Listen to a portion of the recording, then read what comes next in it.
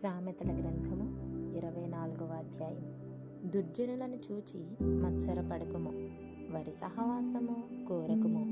వారి హృదయము బలాత్కారము చేయ యోచించును, వారి పెదవులు కీడును గూర్చి మాట్లాడును. జ్ఞానము వలన ఇల్లు కట్టబడును, వివేచన వలన అది స్థిరపరచబడును. తెలివి చేత దాని గదులు విలువగల రమ్యమైన సర్వసంపదలతో నింపబడును. జ్ఞానము గలవాడు బలవంతుడుగా నుండును, తెలివి గలవాడు శక్తిమంతుడుగా నుండును. వివేకము గల నాయకుడవై యుద్ధము చేయుము, ఆలోచన చెప్పువారు అనేకులుండుట రక్షణకరము. మూర్ఖునికి జ్ఞానము అందదు, గుమ్మమునొద్ద అటివారు మౌనులయుందురు. కీడు చేయ పన్నాగములు పన్నువానికి తంటాలమారి అని పేరు పెట్టబడును. మూర్ఖుని యోచన పాపము, అపహాసకులు నరులకు హేయులు. శ్రమదినమున నీవు కృంగినేడల నీవు చేతకాని వాడవగదువు. చావునకై పట్టబడిన వారిని నీవు తప్పించుము, నాశమునందు పడుటకు జోగుచున్న వారిని నీవు రక్షింపవా? ఈ సంగతి మాకు తెలియదని నీవు అనుకొనిన ఎడల హృదయములను శోధించువాడు నీ మాటను గ్రహించును గదా. నిన్ను కనిపెట్టువాడు దాని నెరుగును గదా. నరులకు వారి వారి పనులను బట్టి ఆయన ప్రతీకారము చేయును గదా.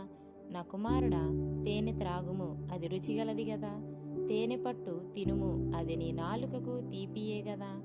నీ ఆత్మకు జ్ఞానము అట్టిదని తెలుసుకొనుము, అది నీకు దొరికిన ఎడల ముందుకు నీకు మంచి గతి కలుగును. నీ ఆశ భంగము కానేరదు.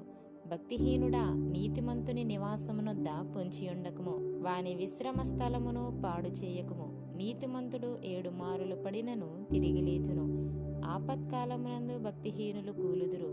నీ శత్రువు పడినప్పుడు సంతోషింపకుము, వాడు తొట్టిల్లినప్పుడు నీవు మనస్సున నుల్లసింపకుము. యెహోవా అది చూచి అసహ్యించుకొని వాని మీద నుండి తన కోపము త్రిప్పుకునునేమో. దుర్మార్గులను చూచి నువ్వు వ్యసనపడకుము, భక్తిహీనుల ఎడల మత్సరపడకుము. దుర్జనునికి ముందుగా తెలియదు, భక్తిహీనుల దీపము ఆరిపోవును. నా కుమారుడా, యెహోవాను ఘనపరచుము, రాజును ఘనపరచుము. అలాగు చేయువారి జోలికి పోకుము, అట్టి వారికి ఆపద హఠాత్తుగా తటస్థించును. వారి కాలము ఎప్పుడు ముగియునో ఎవరికి తెలియను. ఇవియు జ్ఞానులు చెప్పిన సామెతలే. న్యాయము తీర్చుటలో పక్షపాతము చూపుట ధర్మము కాదు. నీ యందు దోషము లేదని దుష్టునితో చెప్పువానిని ప్రజలు శపించుదురు. జనులు అట్టివాని యందు అసహ్యపడుదురు. న్యాయముగా తీర్పు తీర్చు వారికి మేలు కలుగును, క్షేమకరమైన దీవెన అట్టివారి మీదికి వచ్చును. సరి అయిన మాటలతో ప్రత్యుత్తరమిచ్చుట పెదవులతో ముద్దు పెట్టుకునినట్లుండును. బయట నీ పని చక్కబెట్టుకొనుము, ముందుగా పొలములో దానిని సిద్ధపరచుము, తరువాత ఇల్లు కట్టుకొనవచ్చును. నిర్నిమిత్తముగా నీ పొరుగువాని మీద సాక్ష్యము పలుకకుము.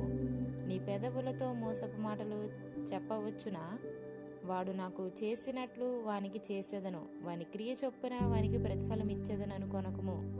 సోమరి వాని చేను నేను దాటి రాగా, తెలివిలేని వాని ద్రాక్ష తోట నిన్ను దాటి రాగా, ఇదిగో దాని ఎందంతటా ముండ్ల తుప్పలు బలిసియుండెను, దూలగొండ్లు దాన్ని కప్పియుండెను, దాని రాతిగోడ పడియుండెను. నేను దాన్ని చూచి యోచన చేసుకొంటిని, దాన్ని కనిపెట్టి బుద్ధి తెచ్చుకొంటిని. ఇక కొంచెము నిద్ర, ఇక కొంచెం కునుకుపాటు, పరుండుటకై ఇంక కొంచెము చేతులు ముడుచుకొనుట, వీటి వలన నీకు దరిద్రత పరుగెత్తి వచ్చును. ఆయుధస్తుడు వచ్చినట్లు లేమి నీ మీదికి వచ్చును.